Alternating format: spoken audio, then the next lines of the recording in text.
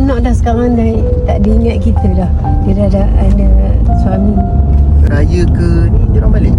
Tak ada. Tak ada. Tak ada. Ya Allah, janji dia bersihat dah. Kak, tadi apa cerita kak? Tadi hari ni, waktu kita hari bertemu pelanggan hari ni dekat stadium, ada klien seorang makcik yang umur 72 tahun mohon untuk dapatkan bantuan. Jadi selepas kita saya semak, sebenarnya makcik tu ada dapat bantuan daripada Baitul Mal dan juga kad Perak Sejahtera di bawah kerajaan negeri. Cuma agak sedih sebab makcik tu tak tahu bagaimana nak melanjarkan kad Perak Sejahtera. Untuk menyelesaikan masalah tu tadi, saya minta bantuan pegawai saya daripada Sekretariat Pengguna Wanita untuk tunjukkan makcik tu bagaimana nak guna. Kita bawa pergi kedai. Kita bawa terus pergi kedai, tunjuk makcik tu guna macam mana untuk dia lepas ni dia boleh pergi beli.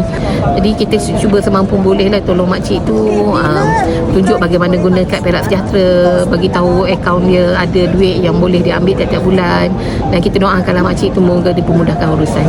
Okey, ni makcik, ni kad dia. Kad Perak Prihatin sekarang ni nama dia kad Perak Sejahtera. So, kalau ikutkan kad Perak Sejahtera ni, dia kena guna bulan-bulan untuk kita pergi beli barang. Ya, betul.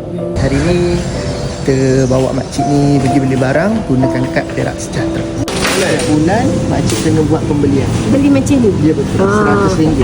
Oh, banyaknya. Kerajaan negeri peruntukkan kepada 21,000 bulan ini. Lain negosiasi? Ramai tak apa ya? Selain ekosel, makcik boleh beli dekat KFC Mart. Apa tu?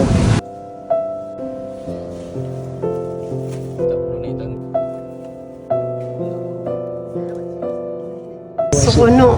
Terima kasih kat anu kat dia balik.